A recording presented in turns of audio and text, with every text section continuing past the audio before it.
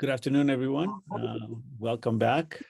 For those of you who attended the previous panels, welcome back. For those who are just coming in, welcome. This is our third annual George E. Danis seminar in security and diplomacy in the Eastern Mediterranean. This is our day 5 of really what's been a marathon of presentations and panels and discussions on the Eastern Mediterranean. And the idea has been to sort of like, shed light to the region from different perspectives. And 3 years ago, we sort of like embraced the pandemic and used the Zoom technology to provide a multivariant view of what's going on in the region by bringing policymakers and academics together from the different parts of the region. And to hear the different voices as far as the importance and the complexity of the region all the way around. And this year, again, in partnership with, under the George E. Danis sponsorship and partnership with the Karamanlis chair at the Fletcher School and the American College of Greece and the International Relations Institute, this in Greece as well, and with great partners like our speaker today and the American University in Beirut and others, Ambassador Garcevich, and you've seen all of our partners throughout the week, try to bring into focus this theme for this week, which has been this idea of nationalism, resurgent nationalism, quotations around the resurgent aspect, and revisionism in this dynamic region of the Eastern Mediterranean. And I can't think of a better presenter than our next presenter, Mr. Rami Khouri, who has been somebody that has participated in a number of our events in the past and has presented his views in a brown bag lunch and in other occasions. And I'm very, very grateful to his contributions. And I think it's, his voice is well respected in the region and outside of the region. And he does bring another perspective that we rarely get to hear in the United States. And for that, I am very grateful. We could have like a very long introduction to Mr. Khouri of all his accomplishments, but what we've done throughout the week is like we've taken their bios from our schedule. And I would say that Mr. Khouri he's at American University of Beirut, and he's also at Harvard Kennedy School as a senior fellow. And today he will present on whose nation and nationalism and whose security. We also have with us Michaela, who's an intern at the Institute of Eastern Mediterranean Studies, and she'll be facilitating the Q&A. So at this time, please turn off your microphones and we'll listen to Mr. Khouri. Welcome, Rami. Thank you for coming. Thank you, Petros. Thank you, Michaela, and thank you to the audience who's attending. I'm happy to be with you again, and hopefully in the future it'll be in person where we can sit around and interact even more, but this is always a pleasure, and I look forward to reading or viewing some of the other presentations which I couldn't attend in person. But let me get right to the point. First, I should tell you that I'm talking on the basis of the last about 50 years of life in the Eastern Mediterranean, in Lebanon, Syria, Jordan, Palestine, and traveling around the region a lot. So this is, and I've been a journalist for all these times, and I'm now involved in academia, but I'm still a journalist, and I still do reporting and listening to people and research and analysis and writing. So I have a pretty decent grounding in the whole of the Eastern Mediterranean. And I have close friends from many of these countries, not just Arab ones. So I'm talking to you from a perspective of deep immersion in the region and watching it develop over the last 50 years or so, during which I've been there. So I gave the title of Whose Nationalism and Nation, ? And whose security, ? Because I think these are issues that when we look at the region, we have to look at these issues with a lot of questions, because the region itself is forcing us to ask a lot of questions about what is actually going on. What are the new patterns? What are the new trends that weren't there before? What are the positive ones? What are the negative ones? Who's responsible, et cetera, et cetera. And when I say that things that haven't happened before, this region is particularly complex because you can go back to about 5,000 years of settled communal life and even nationalism or proto-nationalism or proto-states or city-states. We have the longest unbroken record of settled human social and national life in the world, I believe. And it's either us or the Indus Valley in India, but we have 5,000 years or so of unbroken life. And so there's a tremendous amount of experience that an identity that people can relate to if they want. They don't necessarily all go back that far, but in some cases they do or they could. So this is a lot more complex than looking at say nations and nationalism and North America. Of course, the North American experience goes back a long time too, but the people before the indigenous North Americans, before the European colonial settler colonists, invaders, their views are not taken into consideration. The difference in the Middle East is that all the people in the Middle East, especially the indigenous ones, remember the past. They remember it very vividly, not necessarily because they experienced it, but because it's embedded in their psyches and their identities. And therefore, there's this constant interplay between life today and life in a century ago, 5 centuries, or 3 millennia ago, or under the great days of Islam, or people look at the Ottoman period and the Byzantine period and many other periods, and they go back and forth between the past and the present. That makes it even more complicated, but I think more important because it allows us to really get to the heart of the issues that I believe are important when we're discussing nations and nationalism and security. And your big title for the series is Security and Diplomacy.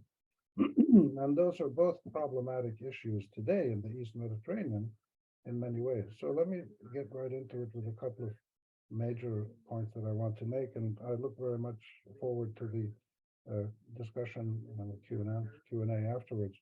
The big picture in the East Mediterranean is that we are now in these current, say, 15, 20, 30 years, right these days, we're really living in a new, renewed arena of power politics and contestation of power and legitimacy and authority among a whole range of actors.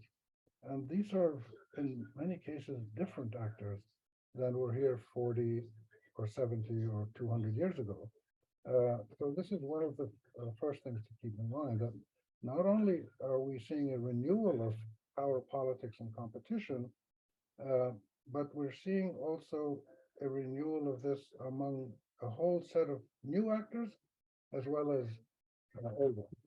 And these actors are from the region and from outside. A second, so there are 3 points in this renewal of power politics, which is the big picture.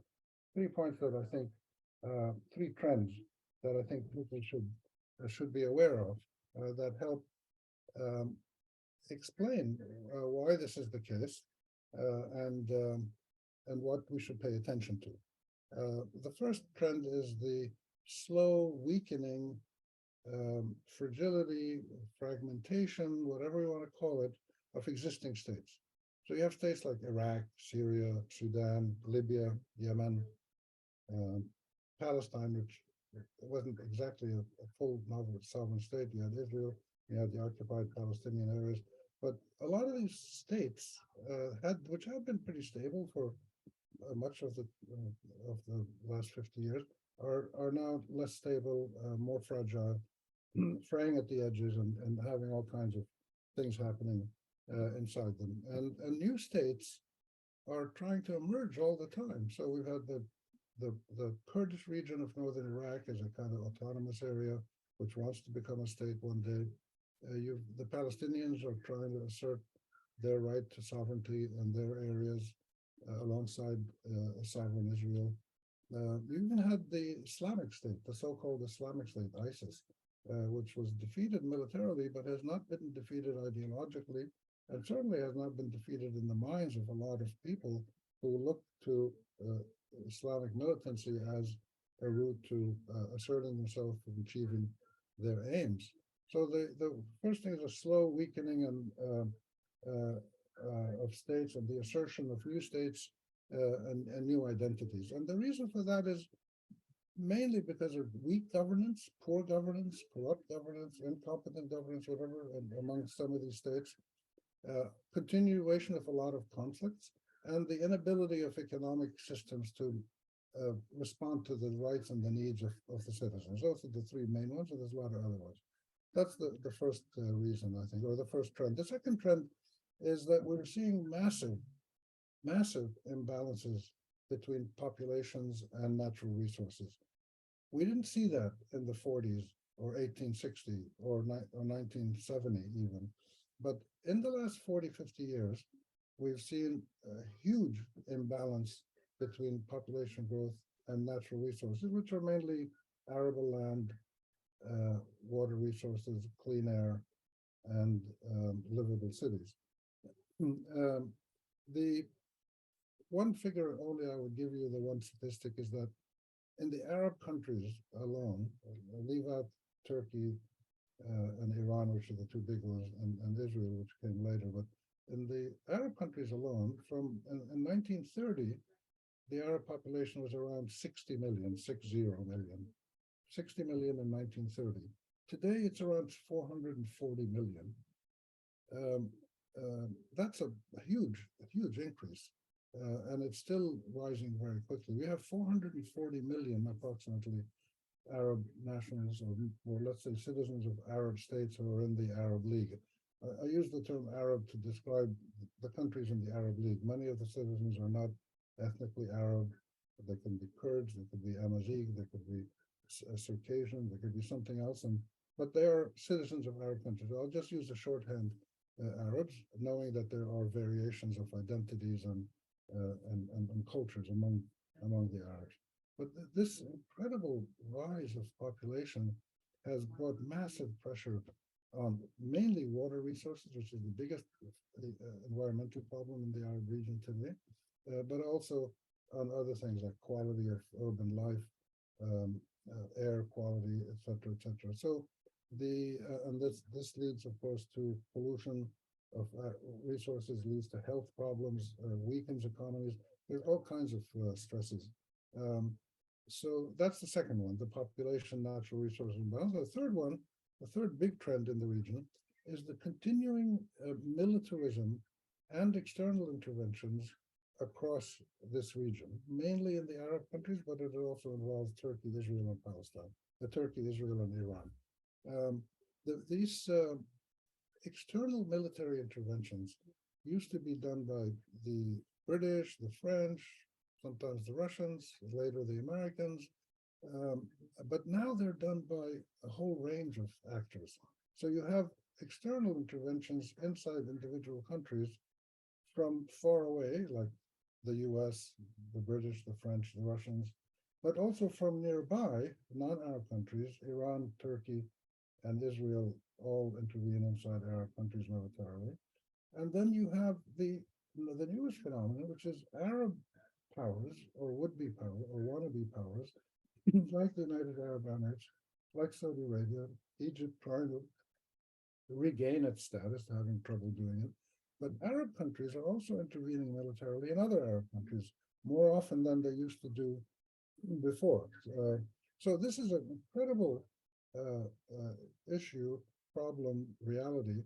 And the latest twist of it is that you've got non-state armed powerful actors, Hezbollah, and the Houthis in Yemen, Hezbollah in Lebanon, the Houthis in Yemen are the best examples. But there's also others, popular mobilization forces in Iraq and Iran, and Hamas, and all kinds of people in North Africa, small militias that intervene in other countries. So this is a huge problem, and it's worsening, and it's linked to the other problem. So all of these things come together. You can't isolate any one of these things and just say, oh, if we just stop the foreigners from coming into us with their guns, we'll be better. Because you still have the population imbalance, you still have the poor governance. So these three factors that I mentioned, I think, explain a lot of the reason why so many of our countries are in a state of transition, evolution, fragmentation, weakening. Some of them break up.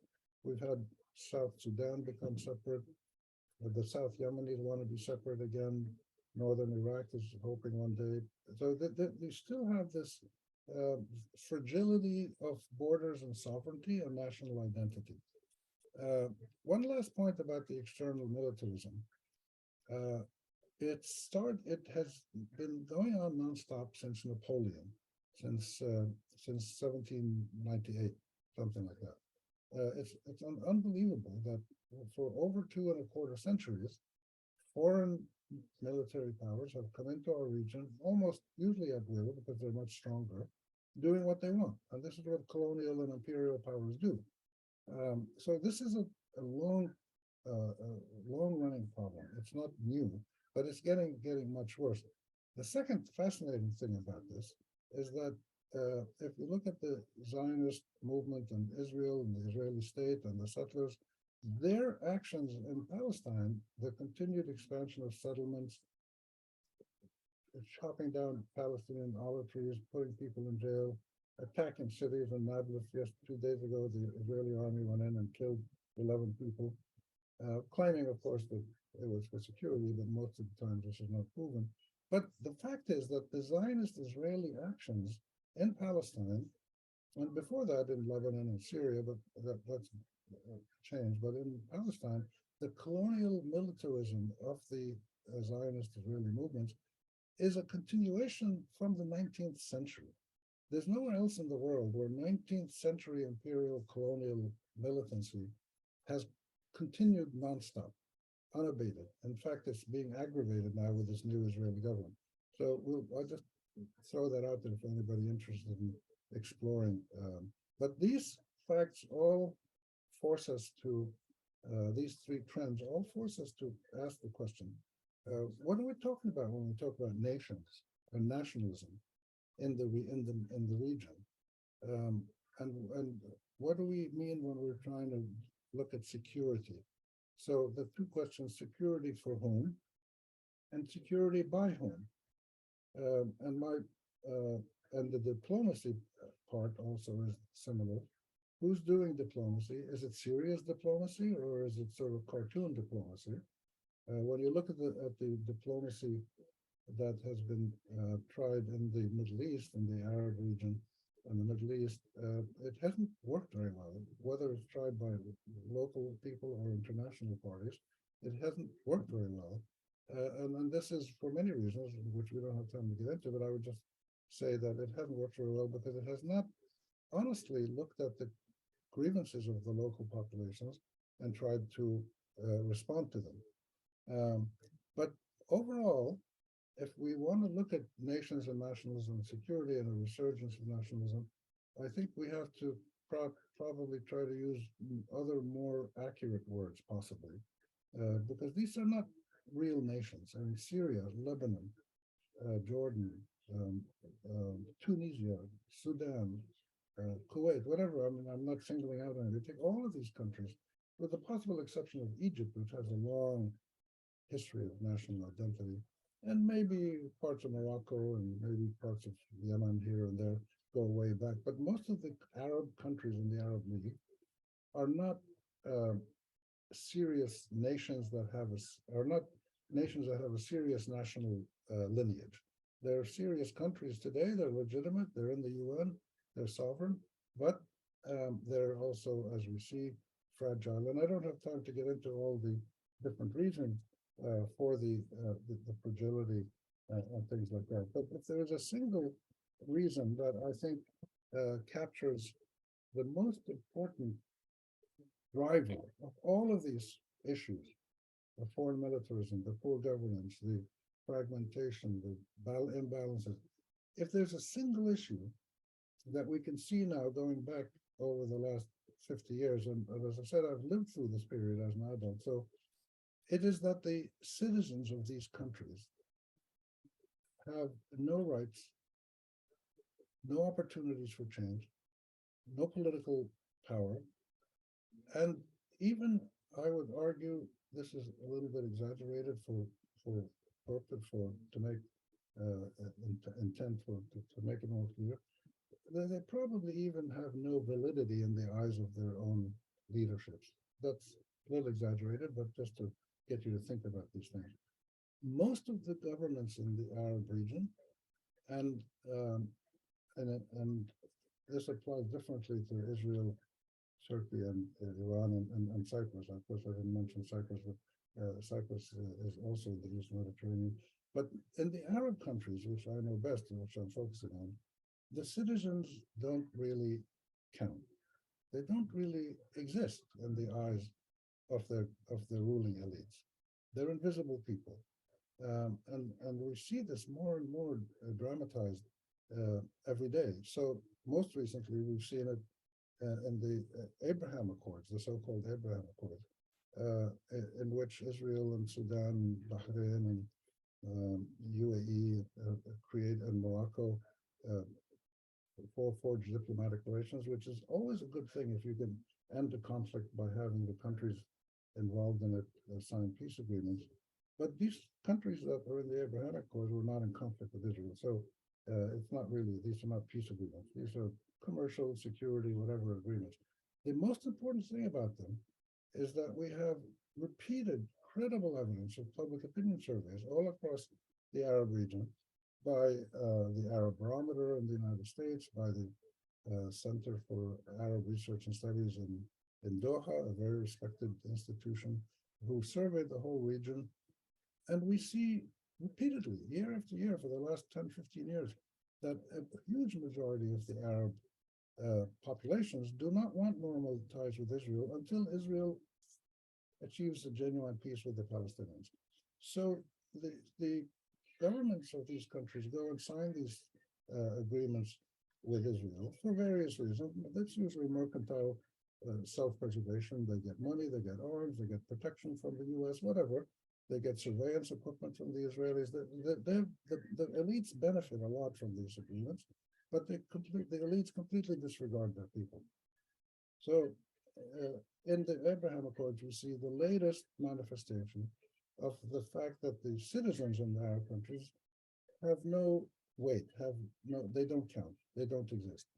So I think this is the biggest problem historically that has brought us to the situation today of such fragility and such tension and changes in borders and alliances, etc. If you look at, we don't have time to get into it. If you look at basic data on education quality, healthcare access, clean water access,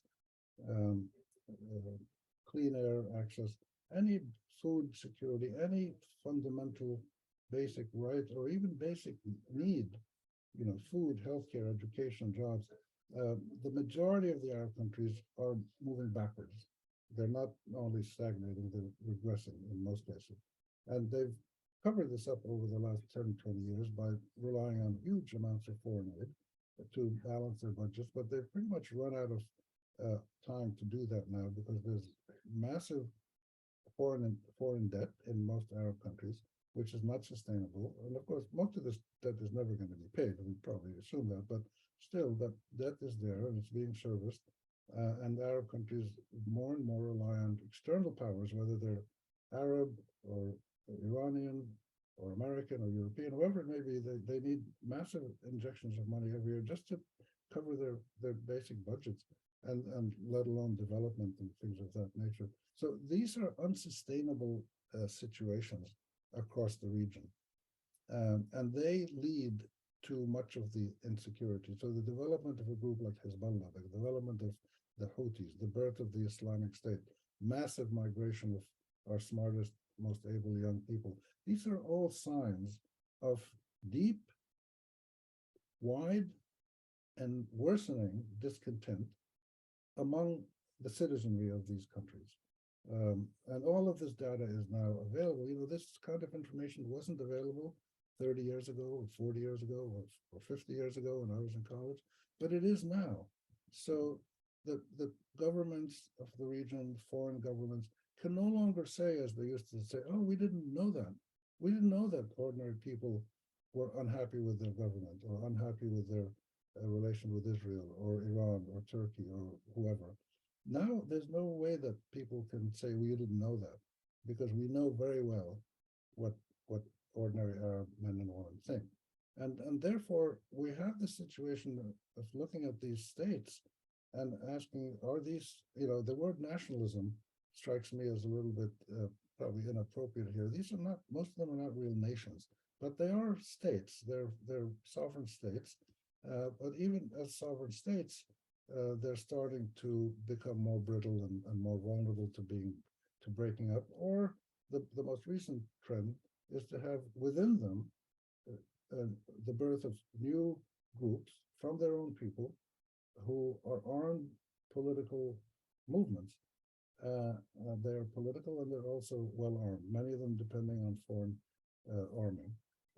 And these internal groups challenge the state itself. So this is one of the phenomena that really we have to pay a lot of attention to. The vocabulary we use, I wouldn't talk about Arab nations or Arab nationalism or individual nations. I would talk about Arab states and their condition. And if we look at these trends across the region, which are easily available anywhere you go and look at regional trends in the Middle East and the Arab world, you will find all kinds of reports that are written every year. More and more information comes out.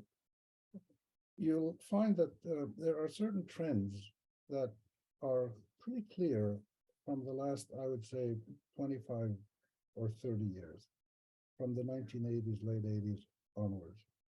This is after the oil boom started and economies were distorted and other things happened. So I'll finish by, in the last one, I have about 5 minutes left or so. I will finish by saying, what can we expect in this region in terms of security and diplomacy, statehood and nationalism, given the recent trends? I'm pretty pessimistic in the short run, meaning the next 10, 15, 20 years, but I'm more optimistic in the long run because I know of the massive determination of the overwhelming majority of people in this region, including all the nationalities, Turks, Israelis, Cypriots, Iranians, Arabs, whoever they may be. The overwhelming majority of ordinary people are not militaristic, are not colonial.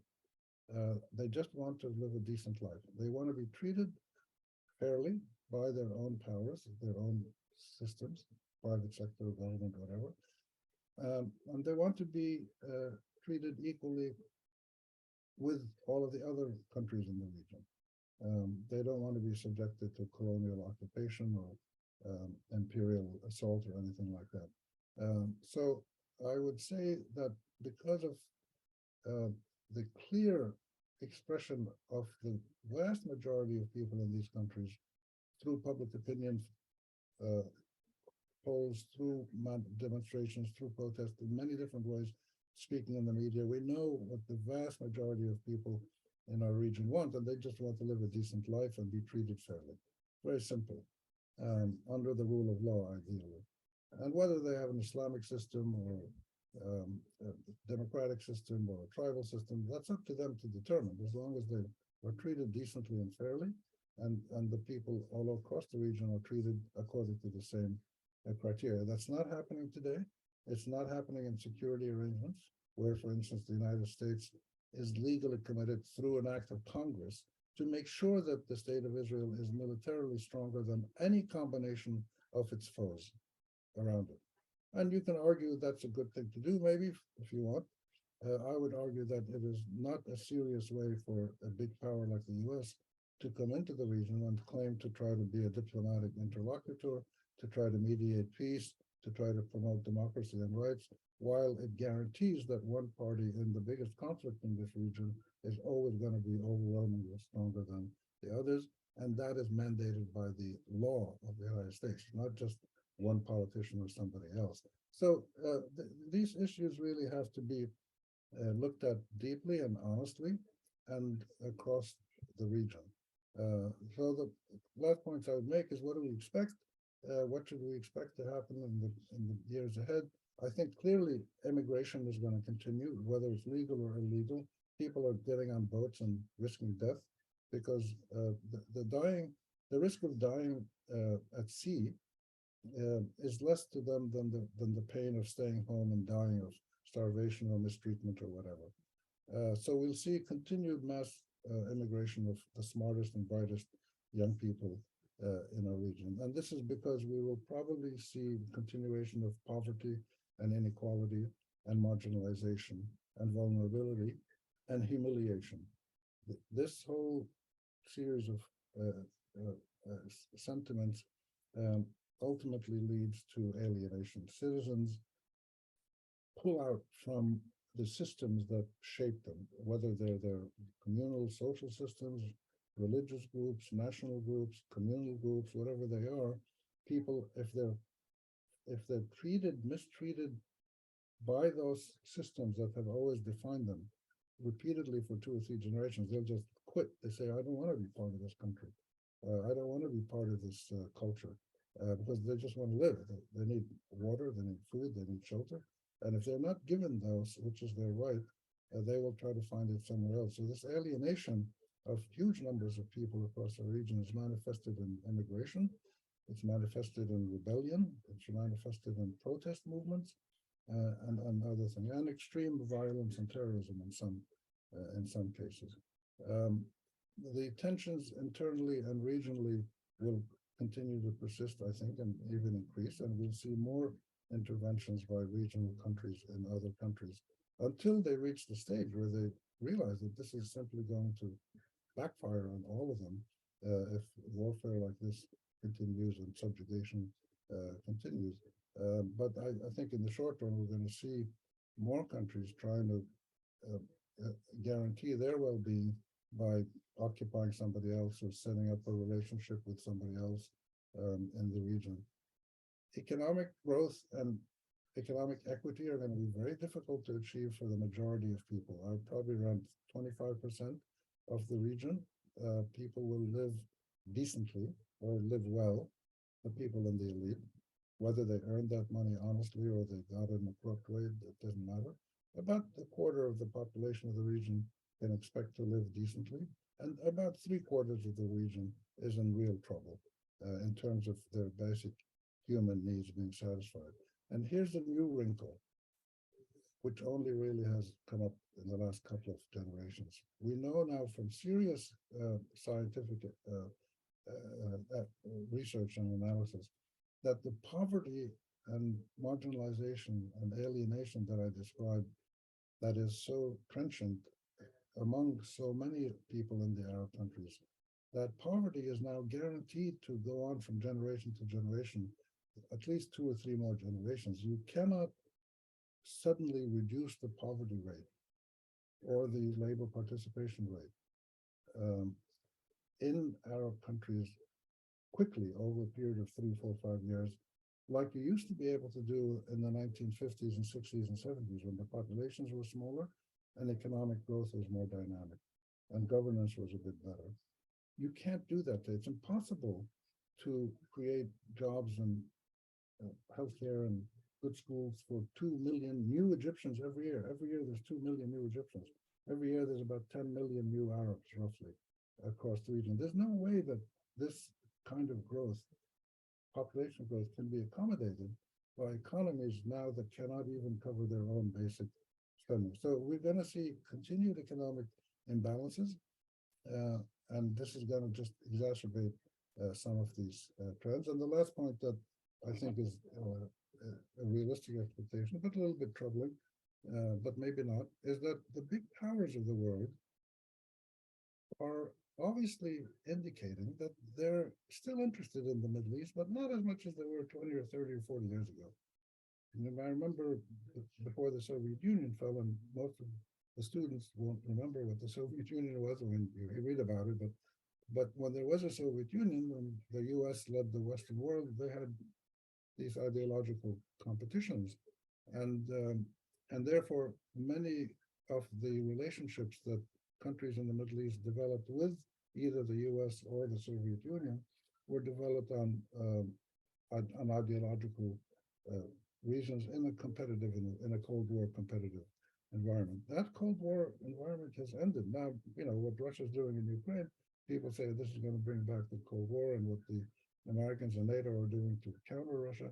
We'll see what comes out of that. But for the moment, it's clear that the big powers of the world are incrementally less interested in the Middle East. They'll always still be interested for security, strategic, oil, and other reasons, but they're focusing a little bit more on Africa and East Asia and other growth areas in the world where there may be less problems or more opportunities. And this is going to be a real factor in determining how this region evolves. I argue that it's a good thing if the big powers have less interest in our affairs and leave us to sort out our relations between Arabs and Israelis and Iranians and Turks and secular people and religious people, and all these differences that emerge. We can sort them out. I don't have any doubt that we can, but we can't sort them out if external players are coming in and playing us off against each other, or trying to colonize us for their benefit for one reason or another. So those are the main points that I would make if you look at the region, and go back to the title of this talk and this seminar. So whose security are we talking about? If we're talking about the security of the masses of population, we need a very different approach to diplomacy and to governance. If we're talking about the security of small ruling elites, then just, let's keep doing what we're doing until the whole thing explodes, which it will one day, if it stays like this. So my hope is that people will understand these trends, look at them more carefully, and understand that these trends are the consequence of bad decisions by leaders in many countries over 30, 40 years. They're not an act of God or an act of nature. They can be changed. South Africa was changed. Northern Ireland was changed. There's many countries in the world that had deep conflicts that evolved. And the regional tensions in our region also can evolve if more serious and decent-minded people, fair-minded people focus on the politics of this region, but more importantly, focus on the rights of the citizens of these countries, and hopefully that will bring a better day down the road. So I will stop there, and thank you very much for listening. Thank you. Okay, I'm on the screen now. Thank you. Very informative as always. Covered a lot of territory, a lot of ground. You raised a lot of questions for me anyway, and I have a ton of things to go over. And I just urge everybody to come up with questions, and Michaela is going to facilitate that discussion part. But some thoughts on my end. First of all, just I like the different influences that you bring in, and as you were saying, some of the things that really pop out is like that figure that you gave, that 440 million figure that you gave. I mean, that's to think about it. It's the United States is what, 330 million. The U.S. sort of like tries to create NAFTA at some point because the market share is not big enough in competing with Europe, which is around that number. So we don't necessarily think of those numbers in that same kind of a structure. The other thing that I was thinking about when you were speaking is almost like we live in this era, like to take a phrase of Malcolm X, where the chickens are coming home to roost, right? So I think the pretense and the sort of like the fakeness or the covering or the is off. The wrapper is off. So whether we're talking about what's going on in Ukraine right now and this war that has been simmering from some time, whether you want to have a starting point of Putin's speech in Munich or George Bush being rebuffed in Bucharest in 2008, the same thing exists in the part of the world that you described for us, with this moving, shifting in environments. But at the same time, you also have this transition, as I see it, from subject to citizen, right? So you describe this like, people who are living in these societies and maybe not nationalism is driving them, but they're sort of like subjects to this in this authoritarian structures, and they strive for citizenship. And there are three events that, to me, I'd like to hear your comments on those three events. One is the explosion in Beirut in 2020, the earthquake that just happened in Syria and Turkey,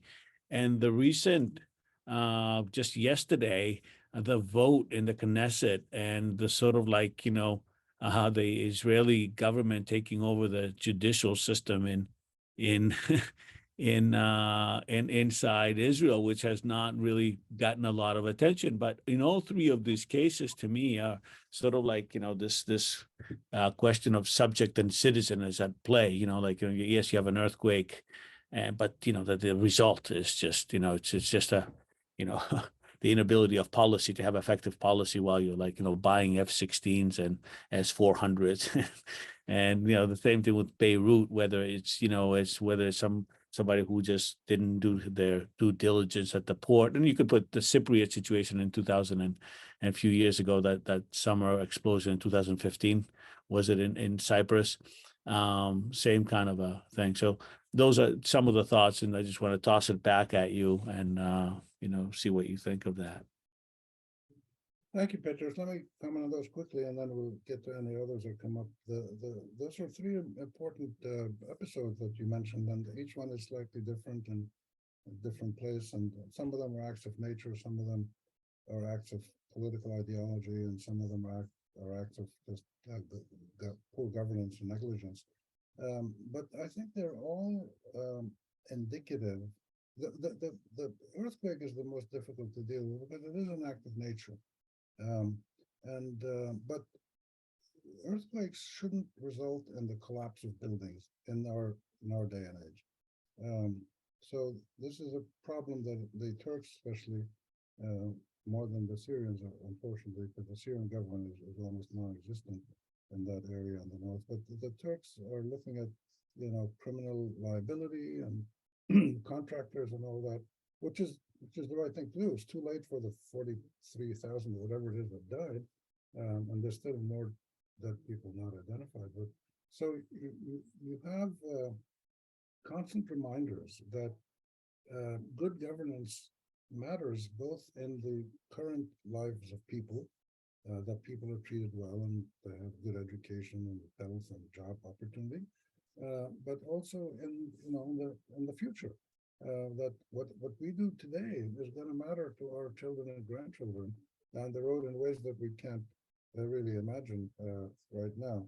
And then of course the difference in how quickly different countries were able to respond to their own citizens dying in big numbers. And these are all of these are reflections of the same reality. How good is your governance system? How serious are you about serving the people? How serious are you about doing what you can as a government to make sure that all the powers in society, including the private sector, civil society, religious and cultural and other institutions, how serious are you in the power elite and the governing elite to try to make sure that everybody in your society works hard to give every citizen a decent life? I mean, that's a bit romantic, and I know, but that's what it comes down to. In the end, I think if you look at some other societies around the world, particularly in Northern Europe, you have examples of governments that really go out of their way to make sure that as much as possible, they protect people's lives and rights. And therefore, you see differences in quality of life in places like Sweden or Norway or Denmark or the Netherlands than we do in Yemen and Syria and Libya. It's not fair to compare them, but but it gets down to governance and how, and governance that emanates from the consent of the governed. But the port explosion is really a classic example of incompetence and uncaring.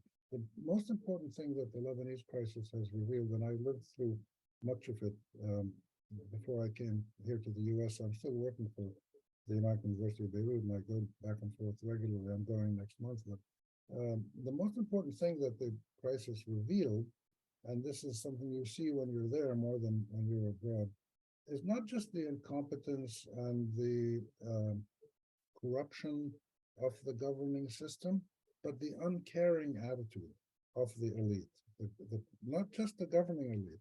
We see it, for instance, in the banking sector in Lebanon, which is private, but very closely linked in ownership to the political powers that rule it. And it's their total indifference, the ruling elite's total indifference to the well-being of the citizens. And this is something new. It was never that bad in the past. You had dictators, but you never had people who completely disregarded their citizens' demands and pleas.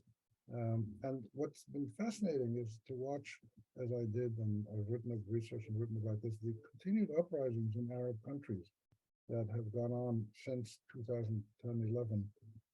We've seen them in Algeria and Iraq and Lebanon and Sudan and other places. The continued agitation by citizens peacefully to bring about reforms for better governance, for a better life.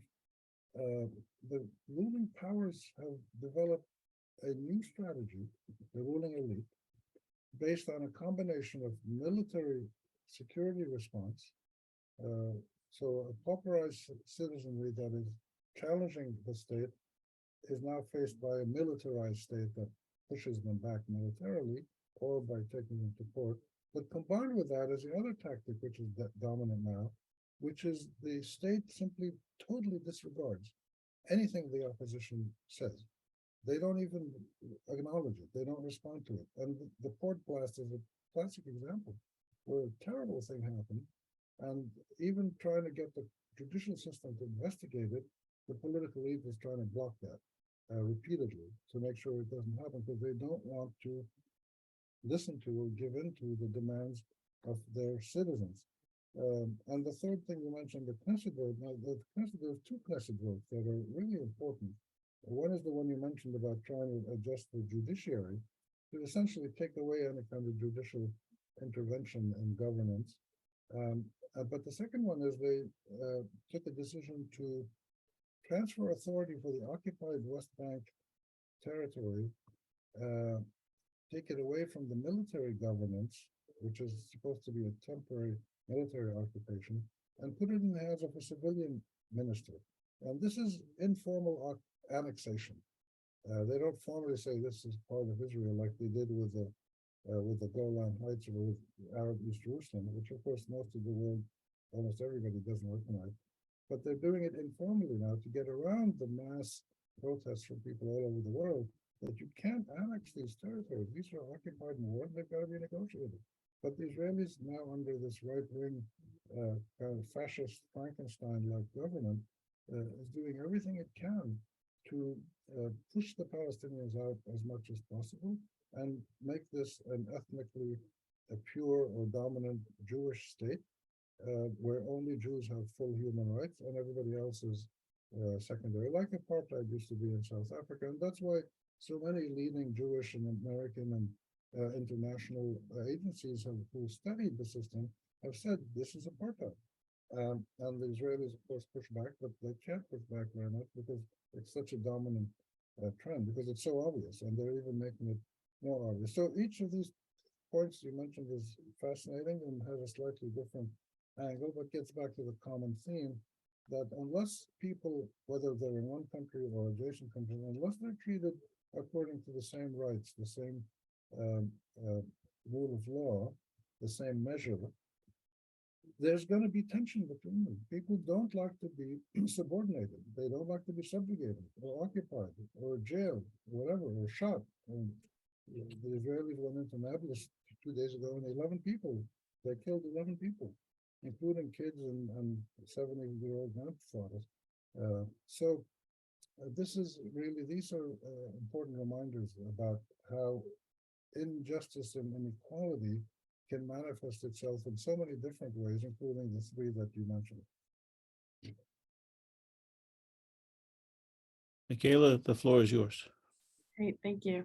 I also had a quick question about in the beginning of your presentation, you mentioned how there was a lack of balance between resources and population. And I was just wondering if you think this partially has to do with like outside powers like the United States exploiting those natural resources and taking advantage of these countries. There may be cases of that. You'd have to, look into the studies of people that have done these kinds of studies. I don't think that's the major reason. I don't think it's crass external, land grab. There are cases of that in some cases. For instance, you see the United Arab Emirates now trying to grab pieces of South Yemen, strategic pieces, and bring them close to the UAE. And the Israelis have done this, of course, for a long time. But that's not the main reason for the imbalance. The main reason is that the natural resources have not been well protected, have not been well managed. And this is interesting because when you get to the question of water, why is it that water is running out in so many Arab countries, where it wasn't running out as plentiful in the 50s, say, or 60s even?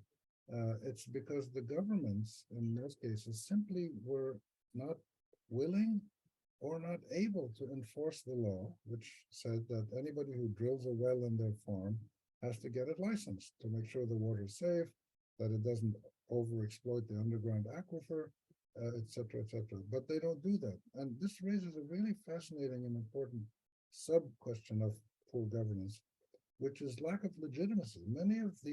Most of these Arab governments lack legitimacy. I said none of them have been validated by their own people to begin with.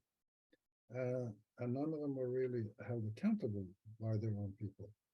But in ways that we can also see clearly how they lack legitimacy, most Arab governments don't have the legitimacy or the capacity to tax their own people seriously, income tax or corporate tax.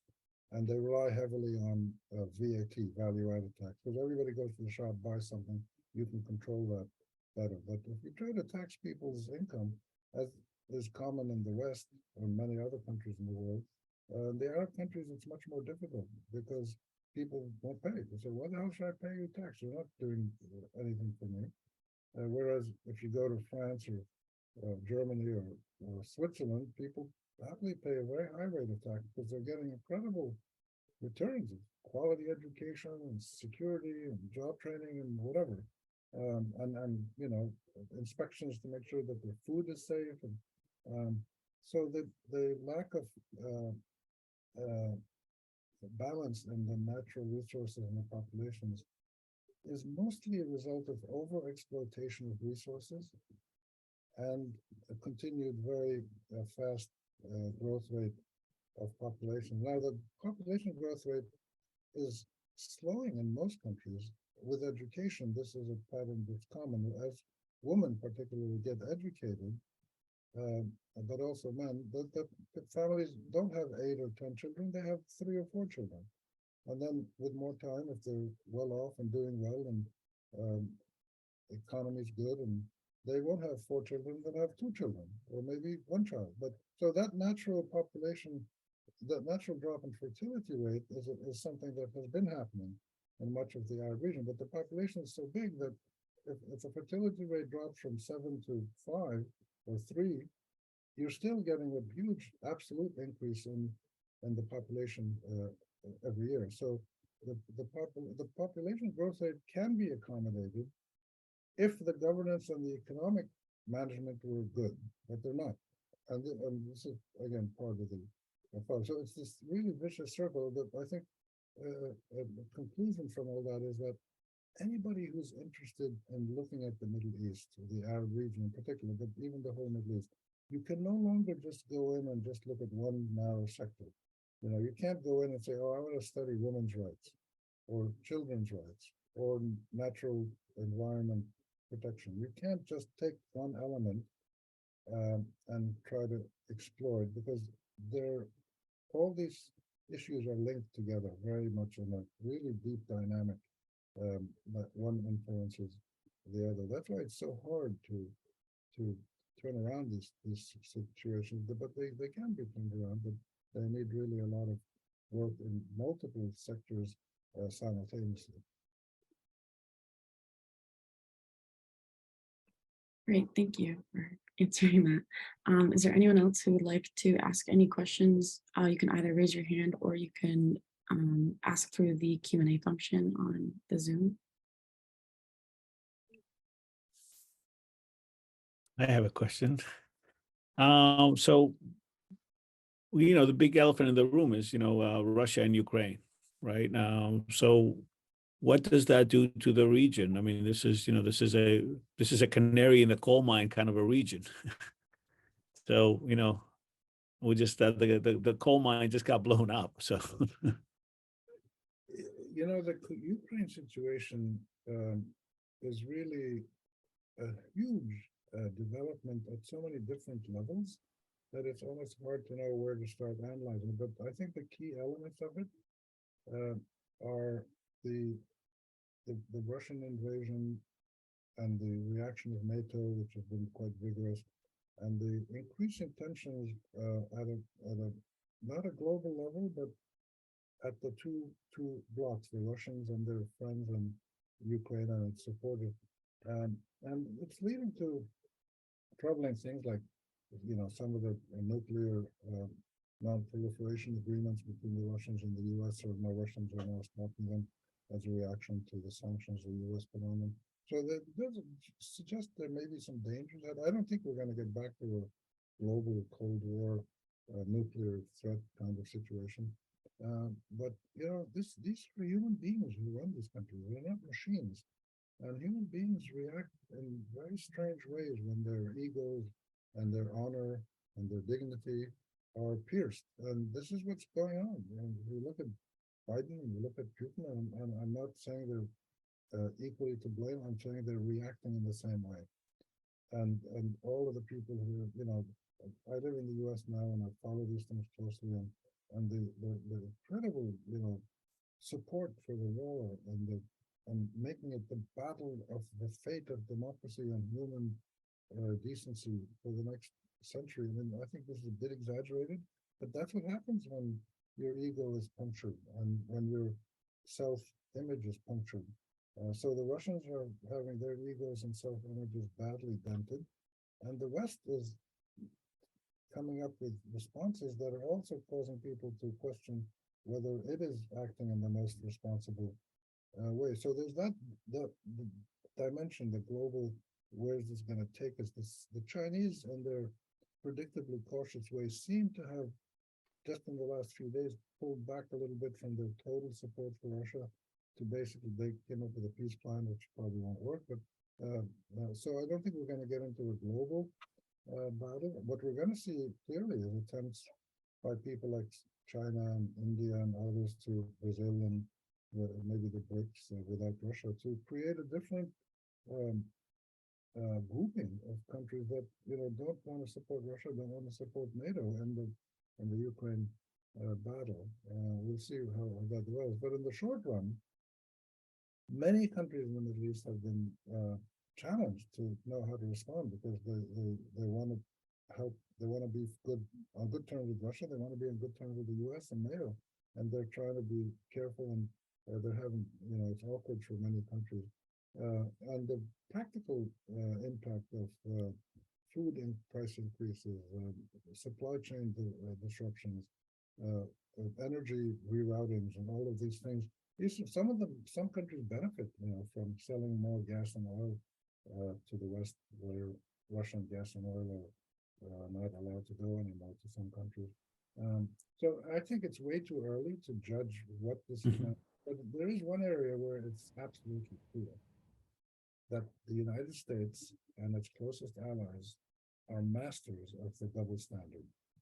They are, if there's an award for double standards, they should get it because they go all out for supporting the rule of law and the inadmissibility of the acquisition of territory by force in the case of Russia attacking Ukraine, which I think most people, including myself, support. That you cannot allow a country just to suddenly invade another country. Whatever reasons they did, it's just not done anymore under the international law system we live in. It was done under colonialism, but it can't be done now.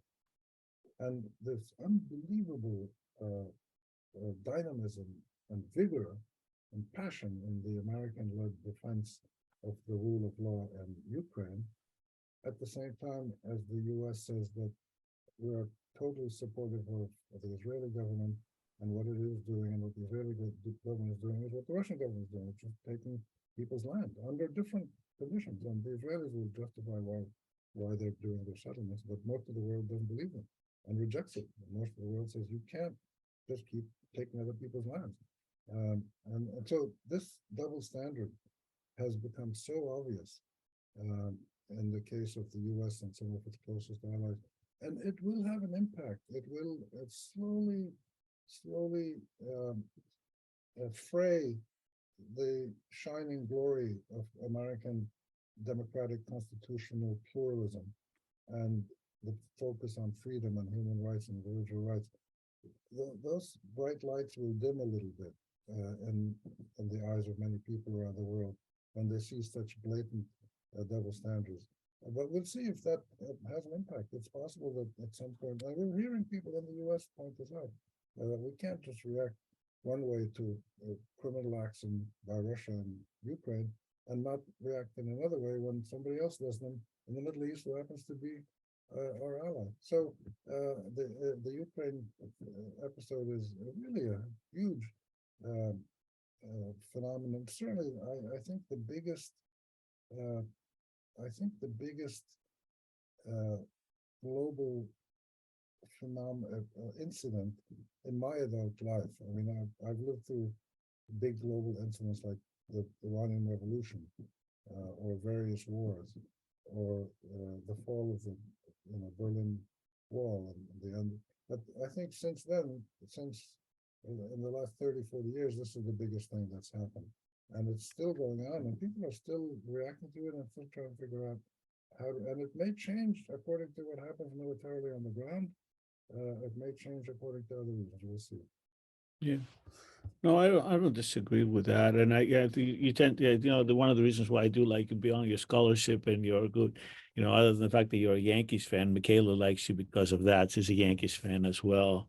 But you tend to be more optimistic than I am about some of these things because I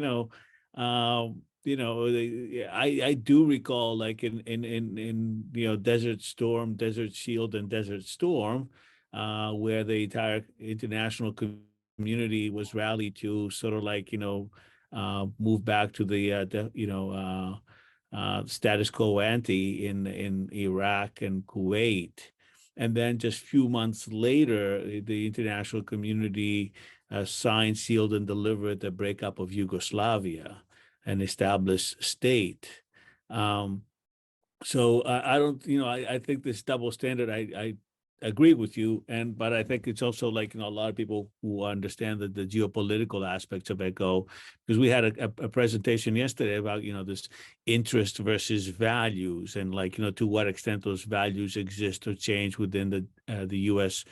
government, like referencing even like something like Obama's speech in Cairo and all this high level values of universality of democracy, and sort of like what has happened in the Arab world since then, and the values that it has maintained in places like Egypt and other places, as far as what the outcomes are, or Libya or Syria, just to be speaking of that. So I think in some ways, yeah, you're right, but I don't know like to what extent we hold the line here, because it just seems that Ukraine and Russia are damned if you do, damned if you don't kind of a thing. It's like, I don't see where we go and we have a positive outcome, for everybody. And I think in the previous panel, people made that point again, like, we assume that everybody wants Russia to win.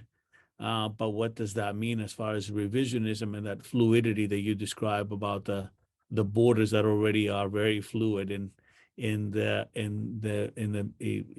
Middle East? I mean, the current president of the United States, Mr. Biden, when he was a senator, he was the one that had suggested the breakup of Iraq into three parts back in the 1990s, and I'm old enough to remember. I don't know if anybody else on this call is as old, but so this issue of allowing revisionism to take place is problematic. You're having like a revengeful kind of like Russia is problematic. So that's what I was saying about this sort of like a different landscape, and what does that do to a part of the world that's still recoils from the 1917 divisions on a map. Yeah, well, I think one possible answer to those good comments, and I think of this all the time, is that maybe we should be much more realistic and forget about all this rule of law stuff and human rights, and because clearly most political leaders around the world don't pay attention to those things consistently. They pay attention to them selectively when it helps them. So maybe we should start with the assumption that any statement that a political leader makes, we should completely ignore. Just don't even read it. Don't listen to it, because it's probably not true. It's probably not something they're going to follow up on. So we should not judge people by their words. That's a hard thing to do, maybe, but in the context of our real life, most politicians are liars, and they're insincere. And especially if they live in democratic societies, they've got to constantly think about where they're going to get money to run their next election campaign, what are they going to do, what do they have to say to get elected, and that's how democracies work. And so, democracies are the pretty good system, I think, probably the best there is, but they have massive flaws, and we're seeing them now in many democratic countries. So it's possible that we have to look at these conflicts, and whether it's people in the Middle East or in Ukraine, to have a land war in the middle of Europe is quite amazing. And we have to look at these and come up with a new standard of analyzing a new measure of how do we analyze relations between countries and what their leaders say and what their leaders do. I mean, that's a big sticker question for scholars and others to look at when they have time. But it is naive a little bit and romantic for me to talk about the rule of law and that the U.S. should behave in Palestine like it behaves in Ukraine. Of course, it should, but it doesn't. We know that it doesn't, and it never has, and probably never will.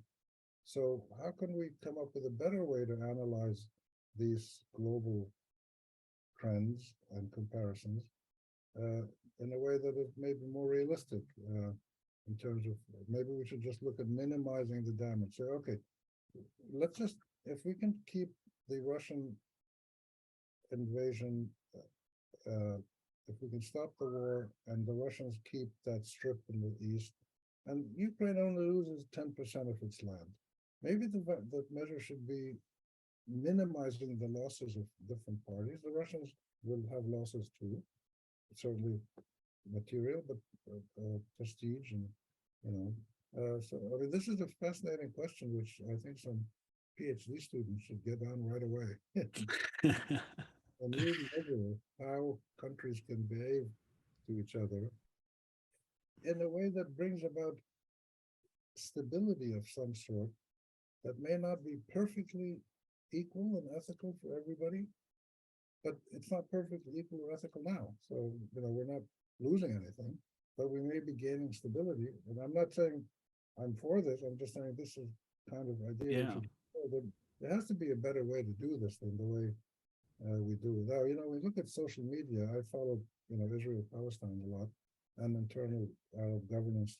And one of the most common comments that people make on Twitter, which is the one I mainly follow, is they're constantly pointing out the hypocrisy of their opponents. You know, and we're seeing it now in in the UN votes on Ukraine versus UN votes on Palestine.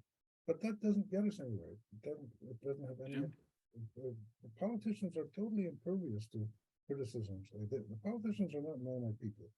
Political leaders are abnormal people by definition. To take on the role of running the United States or whatever, or running a country is you got to be a little bit nutty to do that, but they do, and some of them do it well, and others do it not so well. Anyway, that's a long answer to a short question. No. I don't know. Yeah, I think like I would say, I said this before. The sign of a good panel is like a good presentation is when you have more questions leaving than when you come in, and you certainly do that. And I think each one of these topics is when the people that are presenting are people that really have a lot of depth and knowledge. So it's very difficult to sort of like come up and put a nice bow in a presentation and say, here it is in 20 minutes, I answered your questions. And I think that's the mission of this whole seminar, and the thinking behind the whole seminar is to sort of like, intrigue people enough and to say that the world is not black and white, that the world is very complex. And some of these things about values and interests run across all the time. And I think, you're absolutely right. We live in very insular spaces, and we hear again and again what we'd like to hear.